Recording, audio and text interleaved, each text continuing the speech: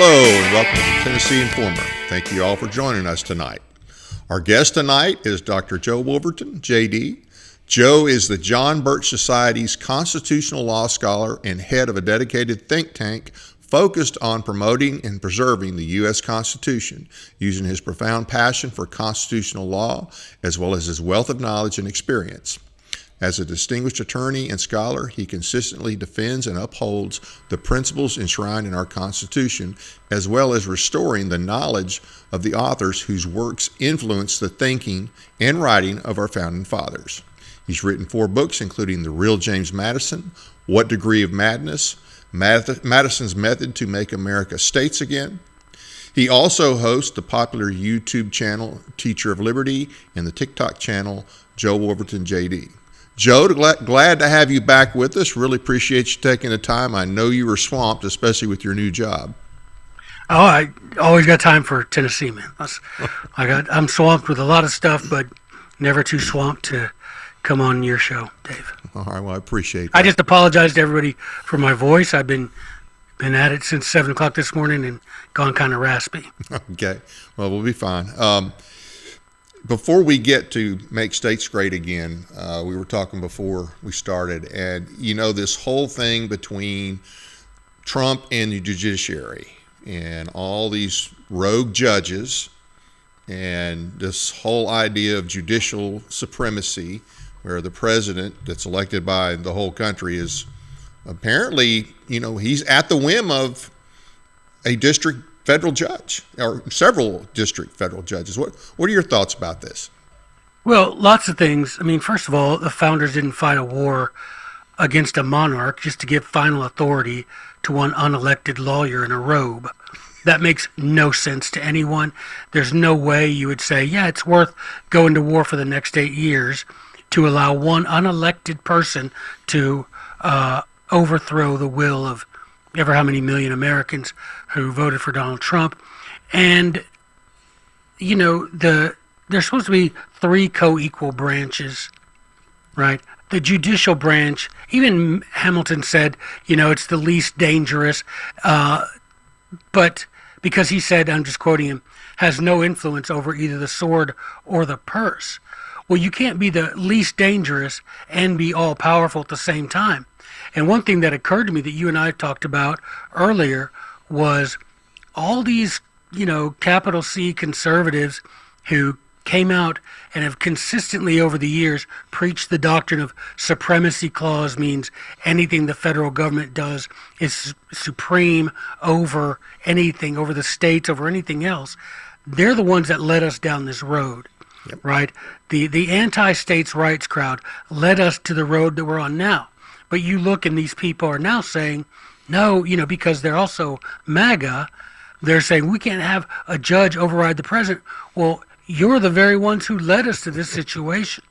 Yep. You by saying that the Supreme, and these people still, Dave, they're still saying, well, no one judge can override the president, however, unless it's the Supreme Court, unless it's 5 judges. Yeah. So we're looking at, the whole thing that being America, being, in no exaggeration of terms, an oligarchy ruled by, in this case, some of these cases, one solo lawyer turned, put a black robe on him, and suddenly he's king. Yep. Literally, we're giving this man power of the king. And in the case of the Supreme Court, 5 judges, and I don't know that these 5 judges would side with Trump today. There's a few of them that have gone a little loose in the turn, if you know what I mean, when it comes to supporting conservative causes. And so, their job is to decide cases, period. They do not have the authority to issue nationwide injunctions that paralyze an elected president from carrying out his constitutional duties. That's just the facts. There's no way anyone who reveres or thinks the Constitution should be followed thinks that's what's happening with these rogue judges is good or correct or constitutional. But again, think what you've done by redefining and misapplying the supremacy clause. You've led us down this road to where people are like, well, he's a federal judge. What does that have to, that has nothing to do with the issue. The issue is the president has a constitutional duty to, to faithfully execute the laws. Right. And as he sees that, particularly in most of the cases of Donald Trump, he is the head of the executive, and these orders affect executive branch agencies. He is very much entitled constitutionally to do what he's doing. And the federal judge is not at all entitled to do what they are doing. Not one, not five, not 100. Should be able to offset, should be able to overrule a president carrying out his constitutionally mandated authority. And I don't know where we became so slavish to the notion. And like I said, it's probably 100 years of being taught the supremacy clause incorrectly, and it led us to this place to where you hear people saying, I don't think a judge, but not expressing why, right? The Constitution, right. The Constitution, within the four corners of that document is found the universe of power of the president and the federal courts. And the federal courts no way and nowhere in Article 3 are given authority to override a presidential decision, particularly one that covers the executive branch over which he is the head. It seems very simple. I really don't understand. I mean, you got the whole take care clause, right? The president, Article 3, Section 3, the president shall take care that the laws be faithfully executed. That's not optional. That's one of his mandates, one of his obligations. And that's regardless of what, the court may not agree with him, but yeah, they don't have to agree with him. That's, he wasn't, they didn't set it up to where, okay, you've got to go to the judges and see if they agree with you. If they agree with you, then you can act. No, that's not the way it was designed. That's not Republican government. That's oligarchy. And if Congress, all lawmaking power herein granted is vested in Congress. Yep. So only Congress can make laws. So the president, if he were to be challenged in any of this, it would be by Congress making a law saying that they want to change the law to make it where a president doesn't have such and such authority. And then if Congress and the president came into a constitutional clash, then the Supreme Court can give its opinion. Right. But that doesn't empower, even that doesn't empower some individual in San Francisco to stand up and say on his own and say, we're not enforcing. And the problem, Dave, this is what gets me crazy. The problem isn't that judge. Tyrant's going to tyrant. Yeah. Deep state's going to deep state. Yeah. The problem is that so many of us just accept it. Right. We think that somewhere, somehow, that judge got the authority. And the president is not a clerk who submits proposals to a judge and then, bound by some diktat from a lower bench. Right. That's ridiculous to think that the president is subservient to some lone rogue federal judge in some far-flung district court. That boggles the mind that there are people who really think that. Yeah, that somehow this judge is over the president. Now, like I say, if the president is taking care that the law be faithfully executed, and he's doing it wrong or interpreting it wrong, that's Congress's job. Right. To address that with a law. Yeah. It isn't a a black-robed oligarch's job to stand up, and in this case, autocrat. Right. One judge stands up and says, "No, we're not enforcing that," and the whole world's like, "All right." I think that famous. It's not. It's often attributed to Andrew Jackson. He didn't really say it, but that quotation, "John Marshall made his decision. Now let him enforce it." Yep. I think Trump should really say that. I mean, Andrew Jackson didn't say that, but Trump should really say that. Fine, judge, whatever made his enforce it. Yeah, they have no power. The only power they have is the power given to them by Congress. And as much as I'm all for impeaching some of these judges, oh yeah, that's hard to do. But here's what's not hard to do: the Congress can rein them in. They can strip their power. They can dissolve that whole district. And that's what we need them to do. We need Congress to do their job. We need a lot more backbone in D.C. A president with a backbone that says, y'all don't control me like that, that he made a constitutional oath to take care that the laws are carried out. And then we need a Congress who recognizes, guess what, there's only one court constitutionally mandated, and that's the Supreme Court. Right. The rest of y'all, you serve at our will. Right. And we are the representatives of the people. I mean, if you would take this to its logical conclusion, Dave, this would make the Constitution, when it was written, a suicide pact. Yeah. Right? Because it turns into a permission slip from one unelected lawyer to handcuff the President of the United States. Yeah. That's beyond reasonable. None of those men in Philadelphia in 1787 would have voted to send that Constitution out to the states if it had contained a provision saying anytime a federal judge decides he doesn't like what the president does, he may override the president's will. Yeah, they were worried about a judiciary that was going to be too. Matter of fact, they kind of predicted this. I don't think they predicted how stupid our country would become, though. I don't know if they quite predicted how gullible our people are, because, like you said, we've heard this preached for our whole life, and then before that, the federal government is supreme in all things, and oh, by the way, the judiciary is the final arbiter of any constitutional question, which just turns the whole thing on its head. Yeah, you can't point to a provision in the Constitution that sets out the process of a judicial veto. Yep. You cannot point me to that provision because it doesn't exist. It's not justice, it's sabotage, right. And it's completely outside the framework of the Constitution. I think it's a weapon I think it's another example of lawfare. I think it's another example of the deep state attempting to use Obama-appointed judges to thwart the will of the people, just like it tried to do with the many cases against Trump.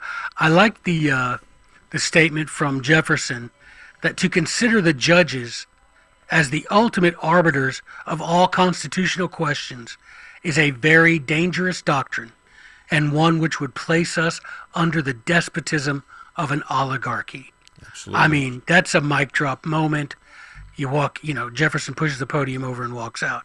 It's simple as that. There's no mechanism for judicial veto. This is an act of the deep state to use lawfare as they've continually done. There's nothing, it's a complete sabotage of constitutional order.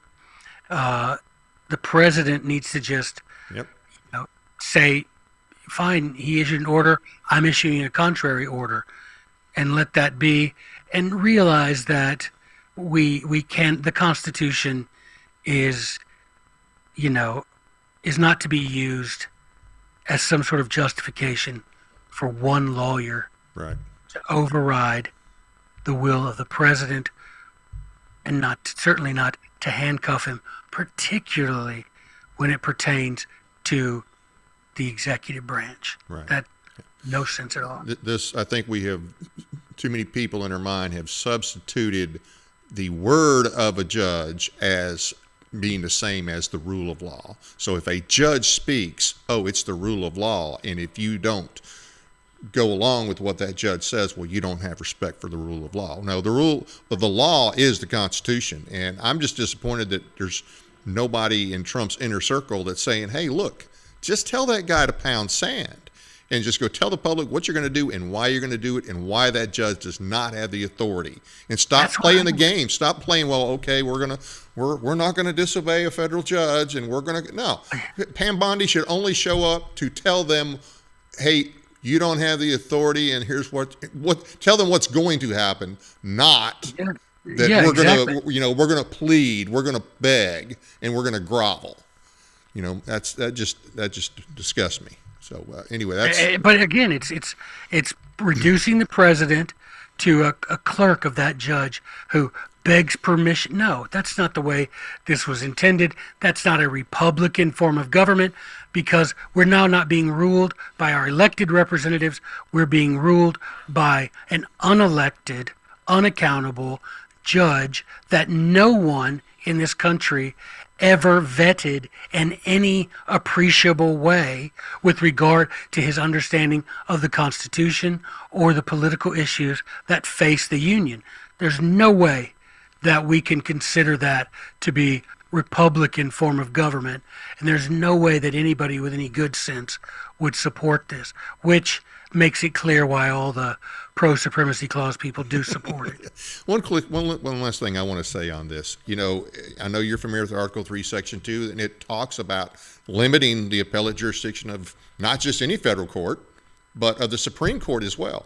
So how would the founders would not have put that in there, that you can limit the appellate jurisdiction of the Supreme Court, and whether or not you make any other courts is up to you, Congress, but you make the regulations and the exceptions. So how can you read that and come away with the idea that the Supreme Court or any court is the final arbiter of all constitutional questions? You wouldn't limit them that way if you intended them to be the final arbiter, would you? There you go. If you intended the Supreme Court to be the boss, there's two things that would need to change. Number one, Supreme Court decisions would have to be listed as the supreme law of the land. They aren't. That's telling. In Article 6, where it lists the supreme law of the land, it does not list Supreme Court opinions, and that's on purpose. Secondly, the Constitution, laws made pursuant to the Constitution, and treaties. Nowhere does it say Supreme Court opinions, because again, none of those men sitting there in 1787 would have stood for that. They'd have got up and walked out. Yep. And the second thing is, it wouldn't place Congress in control of the jurisdiction of the federal courts if the federal courts were meant to be more powerful than Congress and the executive. That is senseless. That is a non sequitur. It does not follow that I'm going to appoint this body to be in charge of determining the limits of your authority, yet somehow you're able to determine the limits of your own authority. Those two things cannot coexist. Absolutely. So Congress is obviously meant to be, in this case, superior to the federal courts, because Congress determines the boundaries of its jurisdiction. Absolutely. That, to me, is case open and closed. Yep. Well, that's what we need to insist. I'm all for if they impeach any of these people, but for sure. That's gravy. What they really need to do is get off their butt and put limits on these people. And that would just solve so many of our problems. So much of our division in this country is because of the court and the power that we've allowed them to take. Well, that's true. Now, that is a true statement. But so much of the division is because, you've got people who still believe that capital R Republican equals constitutionalist. And it just doesn't. They don't have the backbone to stand up. They continually, unconstitutionally, delegate their authority to either the courts, as we see here, or the president when it comes to waging war. And so that's where we're at. We're at a situation in our history. Why? Because congressmen don't want to be held individually liable, and they would have to be if they supported this or that. So you see Republicans just going along to get along, and just hopeful for that, because they know that 4% of them will be reelected. Yep, absolutely. Right. And rhino is really not a strong enough word for a good chunk of them anymore. I think No. reptile and obviously reprobate, will cover a lot of them as well. That's true. Anyway, let's go ahead and let's talk some more about the way things were supposed to be. And let's talk Right. about your project with the John Birch Society, Make States Great Again. Make America states again. Yeah. Yes, I'm Make sorry. America. No, you're Make right. America Make States Am- again. Right. Make America states again. It's not just a slogan. It's our strategy. We want to return to first principles. We want to a revival of our republic as it was originally intended to function, where the states are sovereign, the federal government is the servant, and the Constitution chained down the Leviathan. That's what Make America States Again is. It was created to do. It was based on my book you see on my shelf over there, What Degree of Madness, based on which itself is based on James Madison's Council in Federalist number 46. It's a blueprint for the sovereign states and how they go about limiting the federal government. One thing, Dave, if we could get into people's heads, this country did not begin as one nation indivisible. It was a union of, as James Madison says in Federalist 39, independent sovereign states.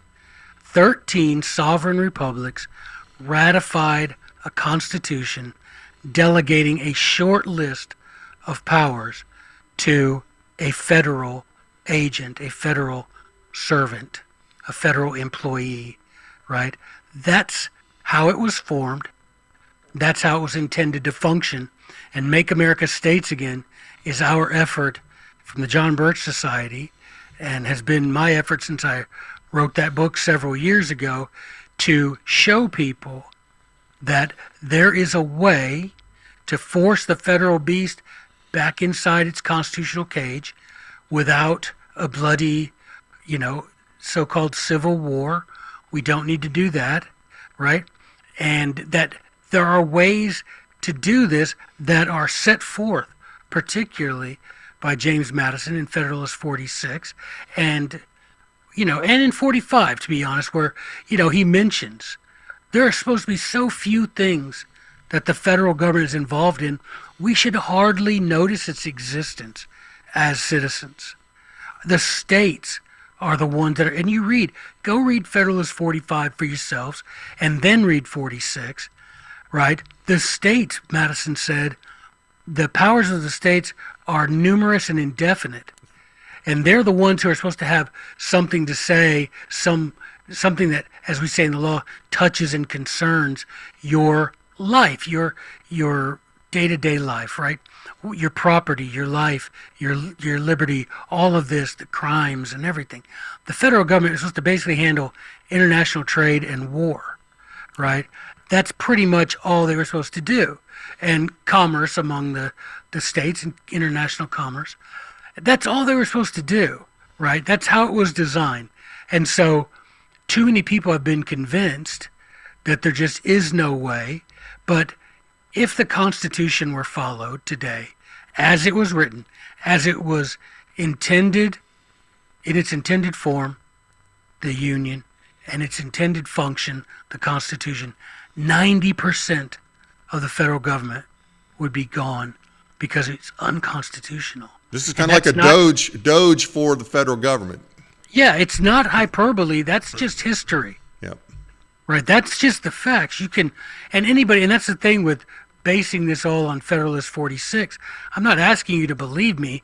Madison, who we gave the sobriquet of, father of the Constitution, he's the one who laid out in 45 and 46 the sovereignty. And like I say, in 39, the sovereign independent republics. How often are we taught that in school? Never. Ever. That's why people who are conservatives and constitutionalists and still send their kids to school, that also blows my mind. Because I'm like, they're going to be taught untruths. They're going to be taught to disbelieve in your faith. They're going to be taught principles that run contrary to the principles held dear by your family. Yet you continue to send them to that indoctrination camp.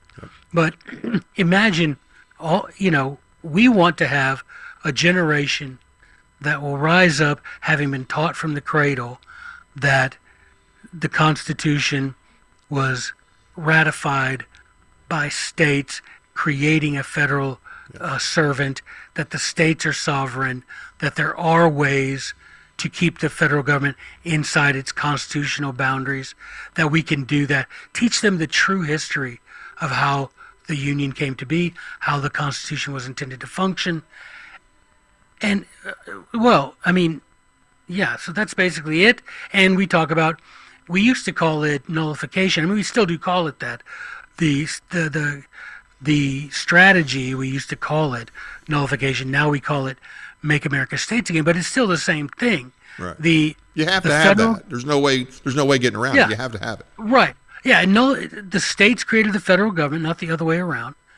And so what you create, you control. Right. Right. And so Jefferson, I'm just going to read this from the Kentucky resolutions. Whensoever the general, what we call the federal government, assumes undelegated powers, its acts are unauthoritative, void, and of no force. That's nullification, as Jefferson later calls it, the rightful remedy to federal tyranny. The rightful remedy is for states to recognize their role as sovereigns, to recognize their role as the people who established the boundaries of federal power and are meant to enforce those boundaries. As Madison says in 46, those states are meant to be a barricade between the people and unconstitutional acts of the federal government. That's what's supposed to happen. And it's not and this thing that blows my mind, well, we're just going to have rebellion. These are just states trying to refight the Civil War. No, it's a simple expression of basic law of contracts.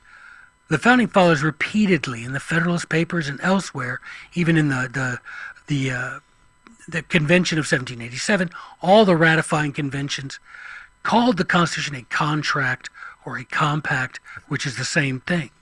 Right. And it's basically this, that when I, as an employer, set the boundaries of your authority, if you, as an employee, act outside the boundaries of that authority, those acts are not binding on me.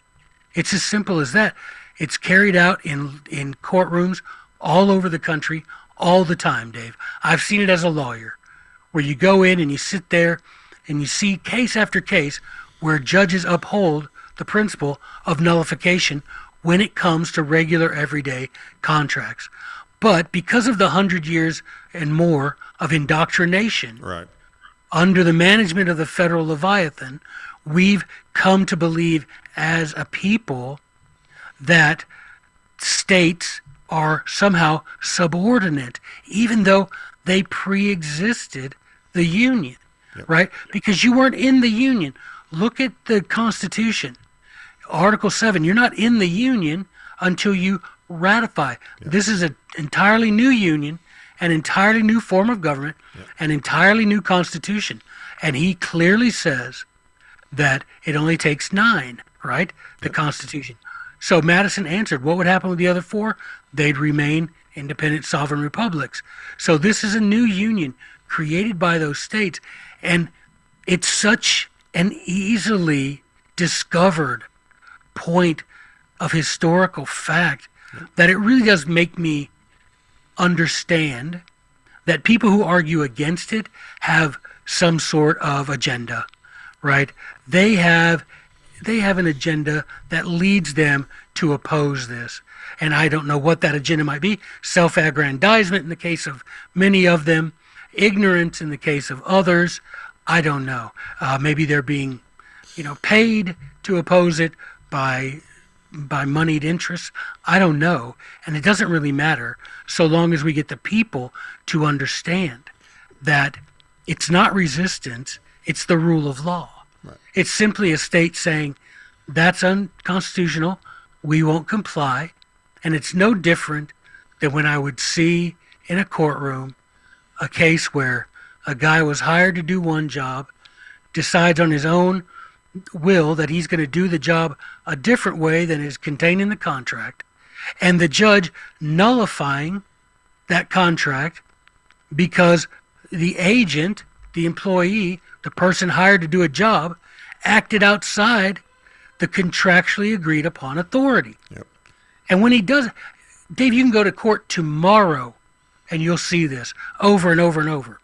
But again, because we've been indoctrinated for so long with the misreading, and I think purposeful misreading, of the Supremacy Clause, we don't understand that the states created the federal government for a very few and defined, as Madison says, purposes. Yeah.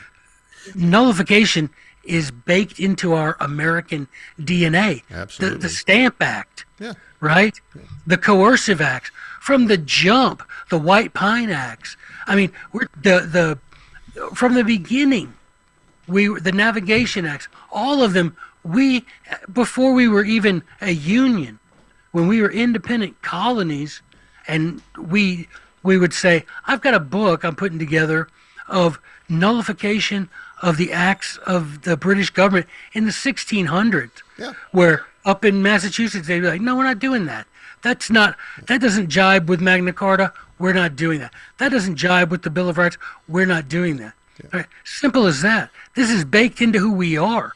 Yeah. You can't revere Sam Adams on one hand, yeah. and then badmouth nullification on the other, yeah. Because those are two opinions that are contradictory. You can't hold them both. You can badmouth Sam Adams and badmouth nullification, but you can't have it the other way around. Absolutely. You can't praise him and pillory the other. Yeah. You've got to realize that nullification, and I wish that hadn't been called that before the so-called Civil War, because that's what puts a bad taste in people's mouth.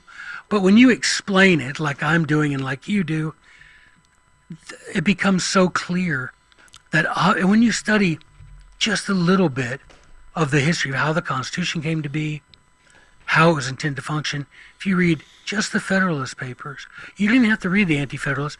You read the Federalists, you come to find out how it was intended to function, the role the states played. Right. I get kickback from people, conservatives, when I read, and I put it up on the big screen when I give presentations, where in Federalist 39, Madison said, these states are independent, sovereign republics, subject to none other than their own voluntary will. Yeah, well, that's what it says. That was the intention. I can't help it. That's what they did. Yeah. This is not a nation that got divided up into districts. That's not what happened. Right. 13 independent republics said, look, we've got some things in common. Let's hire an agent to do those things for us that we have in common, and everything else we keep to ourselves. It's pretty simple. If you can understand English, you can read the 10th Amendment, and it's pretty clear. And you mentioned the Civil War, and I think that's, of course, a lot of people say, well, the Civil War changed all that. Well, the Civil War kept the states in the Union through the force of arms, okay?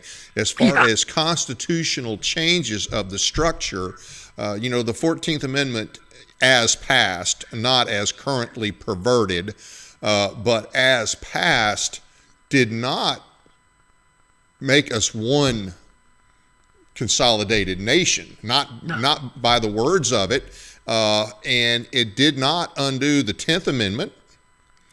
The 10th Amendment hasn't been repealed.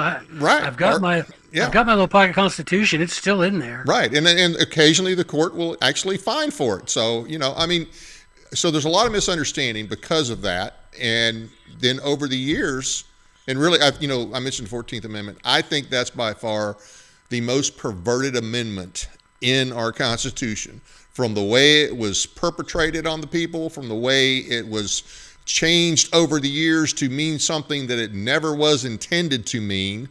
And of course, the court did that, and they really started that roughly 60 years after the fact.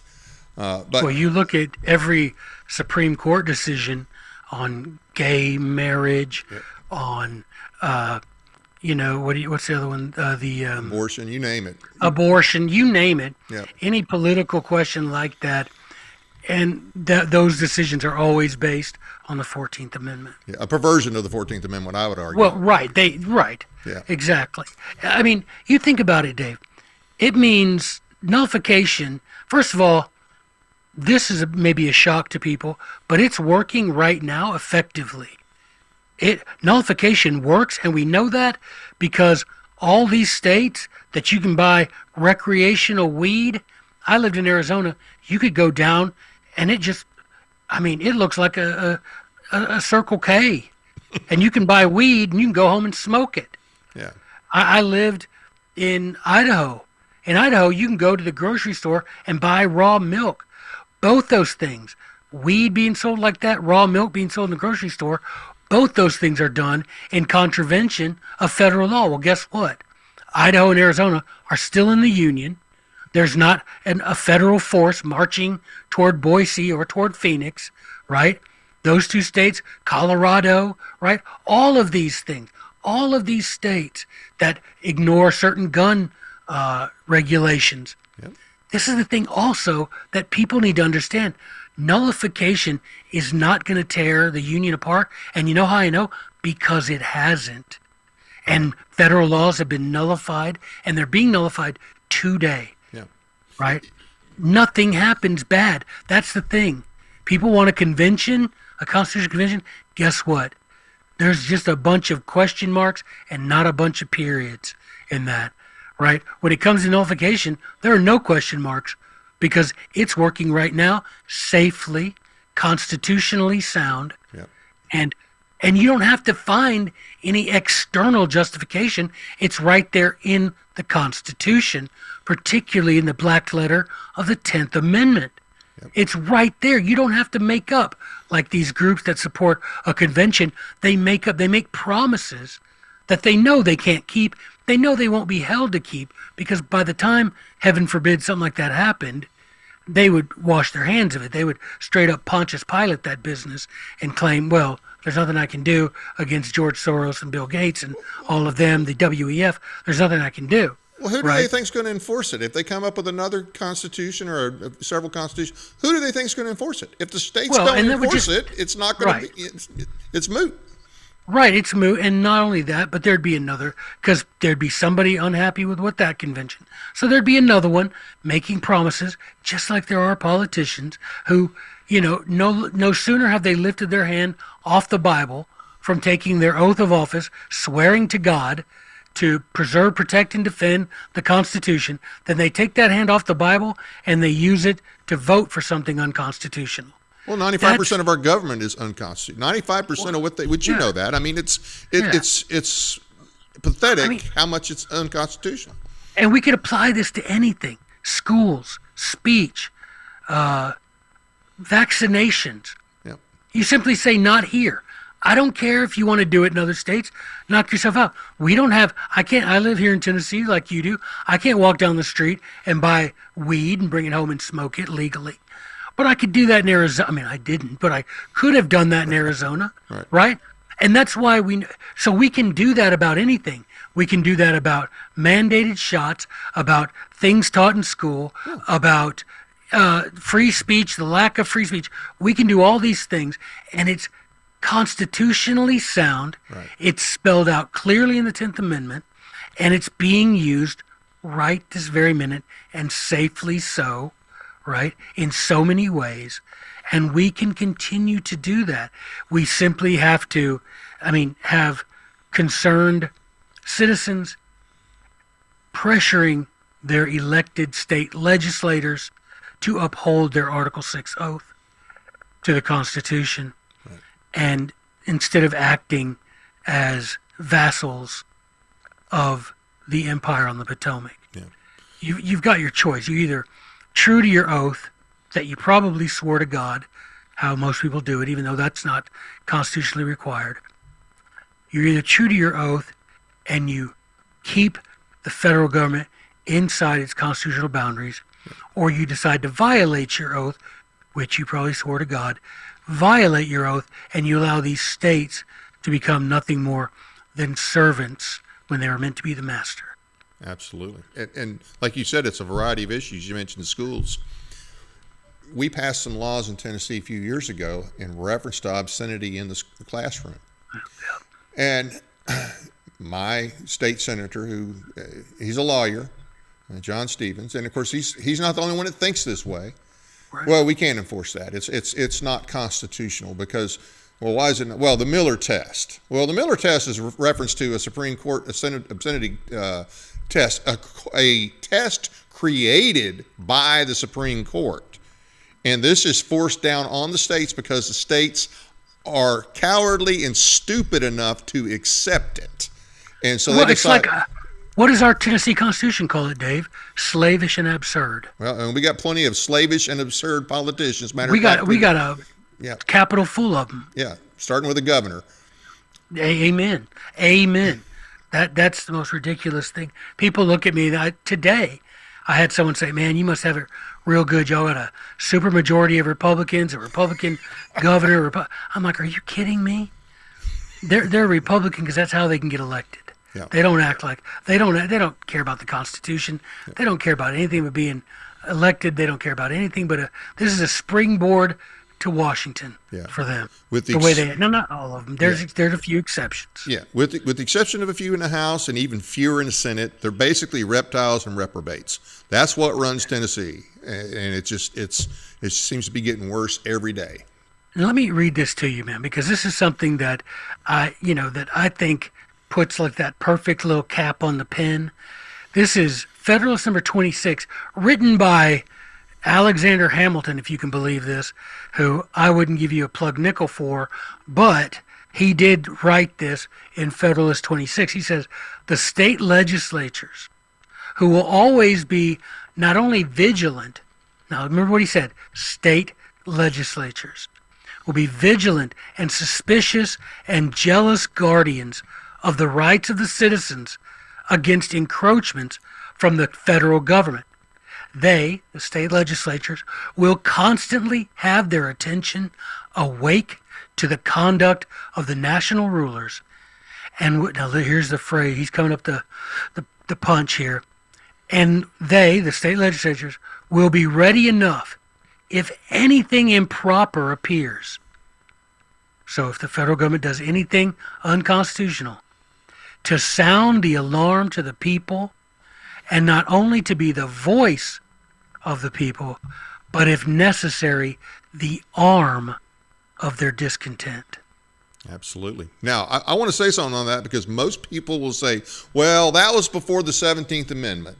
And since we no longer have our legislatures elect our senators, we can't really do anything. Now, I didn't realize until within the last week that before we elected them, I always thought that we had recall on the senators. That's what I've always been led to believe, that before the legislators, when they were electing them, and before we elected them as a whole, that state legislatures could, hire and fire at will. No, that's not the case. Right, that's not the case, but they often did refuse to seat them. Right, they didn't recall them, but there were many cases where the senators simply wouldn't take their seat, or where the Senate would refuse to allow new senators to take their seats because they didn't like that the senators, represented a certain political bent, right, from the states, and so the Senate would try to pass rules that would refuse to seat the senators. So there wasn't a provision, a process for recall, but there wasn't de jure recall, but there was de facto recall in the fact that often they just wouldn't send them, or the Senate itself would refuse to seat them. And so there were mechanisms that the states could more directly affect federal legislation. But that's neither here nor there when it comes to the division of power as drawn up in the Constitution. We know that the states are sovereign. We know they created the federal government. That's indisputable. We know that they granted in writing to the federal government certain few and defined powers. We know that the 10th Amendment makes provision that if a power is not granted to the federal government in the Constitution, that power is retained. You can't retain what you've never had. Right. So we know the direction of power went from state to fed. We know that the Federalist Papers over and over declare, the Founding Fathers in their papers and in their essays declared, and I would say most clearly in the Virginia and Kentucky resolutions, as well as in Madison's report of 1800. If you haven't read anything, read those. Get your mind right when it comes to the relationship, the intended relationship between the states and the federal government. The states as creator, the federal government as creature, the states as employer, the federal government as employee. It's very clearly stated in the Virginia Resolution, Kentucky Resolution, Madison's Report of 1800, Federalist 39, Federalist 45, Federalist 46. Here we see Federalist 26 by Hamilton, that the states would not only be the voice, but the arm of the people's discontent with federal overreach. Right. So not having those senators appointed, there's still no excuse, because the state legislature and the governor, assuming he had a spine, they could still, I would think if you had your state legislature and your governor speaking out about votes made by your state, your federal, your U.S. senators or your U.S. reps, if your state elected officials started giving those people down the road for what they were doing, instead of sucking up to them like they mostly do, I think you'd have even though they can't directly elect them anymore, I guarantee you that would have an impact. Oh, there's no question. It really would be. It takes that, Madison talks about it in Federalist 46. It takes that one state to sound that general alarm that will draw other states to it. And it's like I said in other places, when I was a teacher and I would give tests, you'd have, they'd all sit there and I could tell who was finished, who wasn't, but they would all wait. One guy would come up, turn in his test, suddenly 20 kids are finished at the same time. Well, why? Because they wanted someone to break the seal, right? And so I think, and it won't be Tennessee because of the fact that our, most of our representatives, with the exception of a very few who are beyond, Bud Halsey, Senator, Bowling. trying to think of her name, Senator Bowling, those people are worth their weight in platinum. But most of them, including the governor down, are traitors to not only Tennessee, the Republic of Tennessee, but to the United States Constitution as well. But if we had some state that would stand up and say, okay, here's the deal. We understand the 10th Amendment. We understand the history of the formation of the Constitution, how it was intended to function, and we're going to enforce that function by refusing, as Madison says, refusing to cooperate with the Union whenever the federal government exceeds its constitutional authority. We will not carry that out. We will not participate. That state would break the seal, in my analogy, and I think others would join it when they saw that no, there weren't armies marching on Nashville. There weren't armies marching on Jefferson City, right? That there aren't armies marching on Boise or Phoenix. When we see this happen, but in a broader way than just raw milk or marijuana, when we see it expanded to there's a blanket law in this state that we will stand on our rights as sovereign, independent republics and stand on the authority of the 10th Amendment to refuse to enforce any unconstitutional act of the federal government. I'm telling you, I think once one state has the testicular fortitude to do that, you will see others fall in line. But right now we're just waiting for that one state to break the seal. Yeah. Well, I wish it could be ours. It's not going to be. Yeah, I don't think it's going to be either. I don't know what happened to the volunteer state. We went from having people like John Sevier and Davy Crockett to people like Bill Haslam and Bill Lee and Sexton and McNally and all these other disgraceful That's people. barely been 200 years. Yeah. My fourth great grandpa lived just down the street from me and voted for David Crockett. That was Oh, his wow. congressman. Wow. William Wolverton voted for David Crockett as his congressman. And now, Who's your congressman now? my state, well, I don't have, my state, I go by those, the Freedom Index. Right. So that's the thing that JBS does that's also so invaluable of a tool. Right. You can go, I think it's maybe thefreedomindex.org. Yeah, I looked at that the other day. Right. Yeah, you can put your state rep in there and your state senator, Yeah. and it'll show you how often he votes constitutionally, how often he votes unconstitutionally. But the point is, that's only been 200 years. Yeah. That's a And steep decline. Very steep That's a decline. steep decline for 200 years. That's incredible. And I'm hopeful that, we can educate enough people. I don't want to leave Tennessee, man. My family's been here for over 200 years. I don't want to leave, but I will not stay and be ruled over by traitors, right? So we got to find that place. And that one state that does it, boy, I can tell you, Joey's address changes within a month.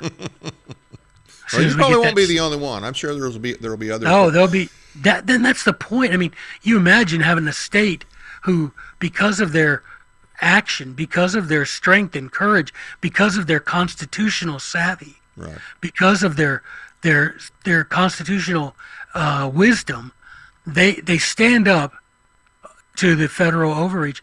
They will draw to them Yep. freedom lovers from all over. Yep. And you talk about having a disproportionate amount of power. You get those people drawn to a state like Missouri, state like Mississippi, Alabama, anywhere. I don't care. It could be I don't know about North Dakota.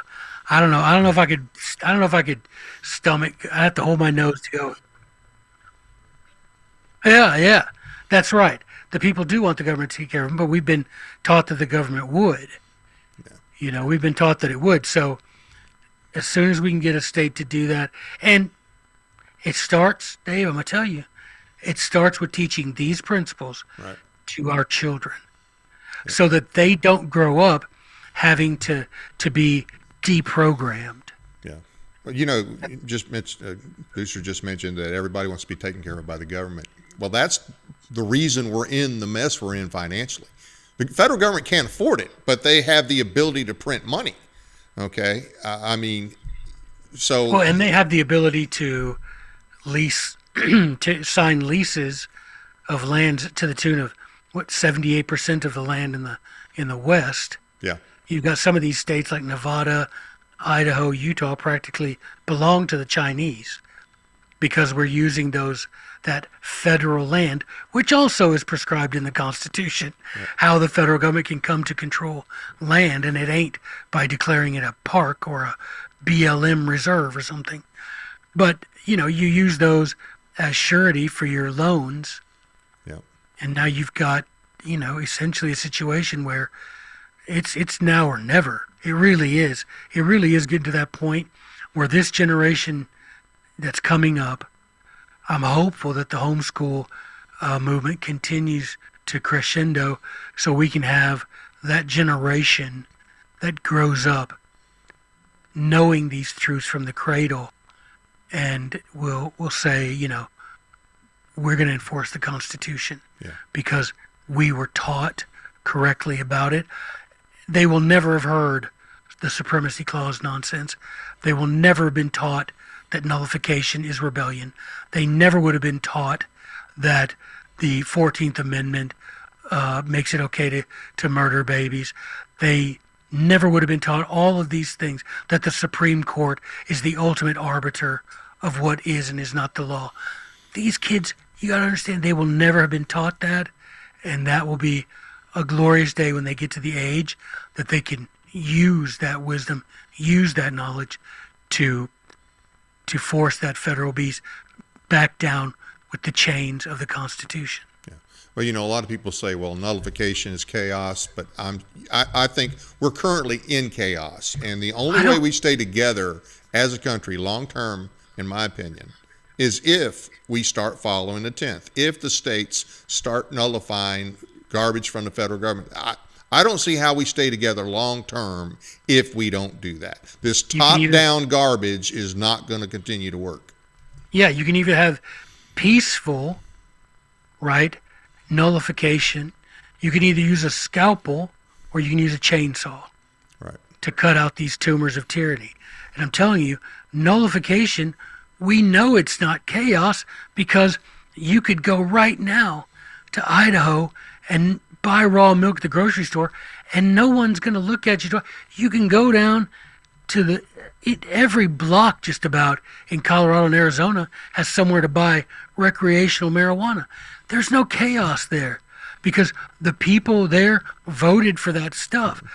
It doesn't affect me in Tennessee. I don't have to deal with all the potheads and all the potheads. Yeah. I don't have to deal with that because it isn't chaos. It's safe, and we're not saying that each individual gets to pick and choose the laws he wants to abide by. But we are saying each individual should be able to live under laws that he consents to. And the quickest way, the most American way to do that is through the states. Right. They pre-existed the Union. You can vote with your feet, right? And but you can't do that if we're adopting this, like you called it, top-down authoritarian empire. We can't do that. We can't vote with our feet because, that Abe de Mobley, he famously said to John Adams, the great advantage of the United States is that y'all didn't combine yourself into one nation with one set of laws for everybody. He's like, that's your great advantage. Well, now today, that must be our great disadvantage that we seemingly have, because you can't tell me that that's not chaos when you have the same laws, for example, governing, rainwater in Arizona and Maine, or Arizona and Washington State. That's ridiculous. One place it never rains, other place it rains all the time. You can't tell me that that's not ridiculous to try. And none of the founding fathers would agree on a union of 330 million people being ruled over by 5 black-robed judges. None of them would agree to that. And that is why nullification is so important, because you not only get to say no to Congress, you get to say no to the president, you get to say no to the courts, because you get to enforce the boundaries on all 3 branches. Nullification allows you to do that. You can say, no, I'm not having a same-sex couple married. No, we're not doing that here. We're not doing that, right? You get to nullify all unconstitutional acts, not just ones committed by the president or Congress. You get to also nullify unconstitutional acts of the Supreme Court. You literally get to create a place where the people are happy to be there. They feel they get to pursue happiness because they're living under laws that they consented to. And all the wackos can go to New York and California, and the sane people can move to sane states. Exactly. Yeah, if you want to have 5 people married, if you want to marry your dog, if you want to have it legal to smoke weed in Walmart, knock yourselves out. If that's what you want to do in your state. That doesn't mean I have to do it in mine, and it's not chaos. Because I'm not going to move to your state. You're not going to move to mine, where marriage is defined as one man and one woman, where we don't legalize drugs for recreational use, where we allow you to drink milk right out of the udder if you want to, right? I mean, that's the glory of it. In the United States, in the Union of Sovereign Republics, as created here, you get to vote with your feet, and you get to live around people who share your principles. Now, how it is now, we don't get to do that at all. We do not get to live in a state where we feel we've consented to the laws, because this top-down imperial authoritarian rule prevents us from doing that. But there is a rightful remedy, and it is nullification, and it is safely being carried out right now all over from sea to shining sea. But it starts with, you got to quit focusing on the swamp. Well, the swamp in D.C., and focus on the swamp in Nashville or Jefferson City. Because we got a swamp, I'll tell you that. We definitely have a swamp. You ain't just whistling Dixie there. Yeah, we definitely do. Well, Joe, any closing thoughts? No, I just wish that people would awake and throw off these chains that have been silently and gradually, as Madison said, put upon us. In the next couple of weeks, I've got a new and expanded biography of James Madison coming out, including Mr. Madison's Republican essays that people rarely have read. They have been published in over 100 years, and including his religious points of view that never get talked about. And got some really good books coming out from Western Islands Publishing with JBS. And I'm telling you, if anybody feels, because this is the conversation I had with a lot of people on X recently, if you feel like you really want to do this, you really want to learn these things, you want to have some sort of influence, but you feel ignorant or you feel unaware of how to do it, you join the John Birch Society and you instantly have guidance, you instantly have access to resources, and you won't feel so impotent anymore. You'll feel empowered. And it's so good, if for no other reason than joining with like-minded folks in doing what you know to be right, which is upholding this document that I believe was inspired of God. And I think that the only way we're ever going to win this is when we do join in like a Sons of Liberty 2.0. That's what I call the John Birch Society, the Sons of Liberty 2.0. Get your resources, get together with people, and we really can make America great again by making America states again. And we really can do it. Absolutely. And I think we have to do that in order to make it great again. Well, hey, thanks for coming on, and thanks for all you do. Yes, sir. Thank you. Same to you. I want to thank you all for taking the time to watch our program tonight. Please be sure to hit the like and subscribe buttons, as well as the notification bell, so you never miss an episode. We truly appreciate your support. Check out our radio podcast on iHeartRadio, Spotify, and other platforms as well. Sign up for our weekly newsletter at our website, tninformer.com. Please find and follow us on Facebook and Twitter at TNInformer. An announcement for tonight: if you want to learn the Tennessee Constitution so that you know what is lawful, then here's your chance. Attorney Jeff Cobble will be teaching a class on the Tennessee State Constitution Saturday, April 12th from 1 to 6 p.m. Central at Peachtree Learning Center, which is an old church. It's located at 100 North Main Street, Sparta, Tennessee. Call 931-316-9639 to reserve a seat. It's free, but donations are accepted. Tonight we will have a second show with Amy Miller at 8:30. That's concerning legislation working its way through the General Assembly. Please join us again at 8:30 p.m. Central for Lawyers, Lies, and Pesticides. Who can we trust? Our guest next week will be Kathy Henners, author, retired police officer, and expert on Islamic infiltration and the threat posed by them. We'll be discussing CARE/Hamas and their links in Tennessee. Hope you'll join us again next week. That's it for now. Good night from Paris, Tennessee, that is.